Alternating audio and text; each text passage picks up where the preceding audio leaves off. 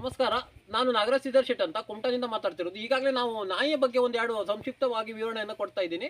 ನಾನು ಕುಮಟವನ್ನವರ ವಿಧಾನಸಭಾ ಕ್ಷೇತ್ರಕ್ಕೆ ಹಾಗೂ ಉತ್ತರ ಕನ್ನಡ ಲೋಕಸಭಾ ಕ್ಷೇತ್ರಕ್ಕೂ ಸ್ಪರ್ಧಿಸಿರುತ್ತೇನೆ.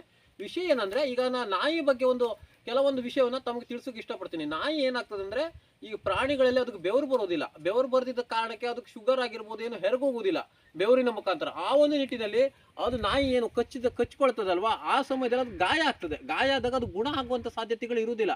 ಆ ಒಂದು ನಿಟ್ಟಿನಲ್ಲಿ ಅದಕ್ಕೆ ಆದಷ್ಟು ಶುಗರ್ ಮೈನಸ್ ಇದ್ದಂಥ ಈಗ ಚಪಾತಿ ಗಿಪಾತಿ ಆಗಿರ್ಬೋದು ಅದನ್ನು ಹಾಕಬೇಕು ಪಾಪ ಅದಕ್ಕೆ. ಮತ್ತೆ ಅದು ಮನುಷ್ಯರ ಮೇಲೆ ಅವಲಂಬಿತವಾಗಿರ್ತದೆ. ಅದು ಮನುಷ್ಯರ ಮೇಲೆ ಅವಲಂಬಿತ ಆಗಿರೋ ಒಂದೇ ಪ್ರಾಣಿ ಅದು. ಯಾಕಂದ್ರೆ ಈಗ ಬೆಕ್ಕಾಗಿರ್ಬೋದು, ಅದು ಶಿಕಾರಿ ಬೇಟೆ ಶಿಕಾರಿ ಮಾಡ್ಕೊಂಡು ತಿಂತದೆ. ಆಕಳಾಗಿರ್ಬೋದು, ಅದು ಇಂಡಿಪೆಂಡೆಂಟ್ ಆಗಿ ಬೆಳೀತದೆ.